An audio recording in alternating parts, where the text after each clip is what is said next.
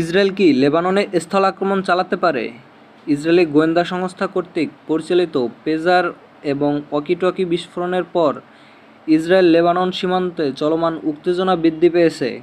Stockholm বিশ্ববিদ্যালয়ের Asian ও মধ্যপ্রাচ্য অধ্যয়ন বিভাগের সহযোগী অধ্যাপক ইসা ব্লোমি বলেন, এই পরিস্থিতি ইসরায়েলের কর্মকাণ্ডের ফলাফল। ইসরায়েল মূলত দক্ষিণ লেবাননের পানি সম্পদ নিয়ন্ত্রণ নেওয়ার চেষ্টা করছে।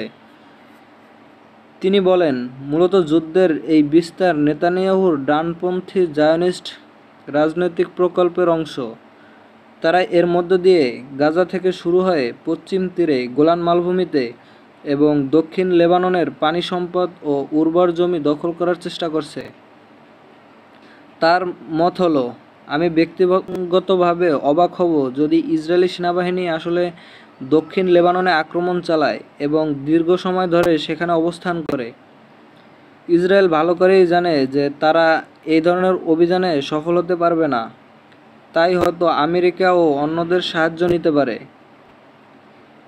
ইসরায়েলি সামরিক নেতৃত্ব দক্ষিণ লেবাননে আক্রমণের বিরুদ্ধে থাকতে পারে, কারণ এবারও 2016 সালের লেবাননে তাদের ব্যর্থ আক্রমণের পুনরাবৃত্তি ঘটনার সম্ভাবনাই বেশি।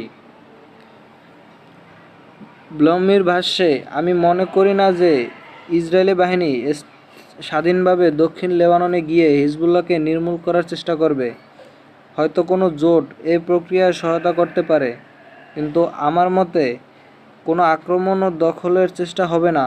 হয়তো কিছু ডানপন্থী উগ্র জায়নিস্ট এমন চায়, কিন্তু তা ঘটবে না।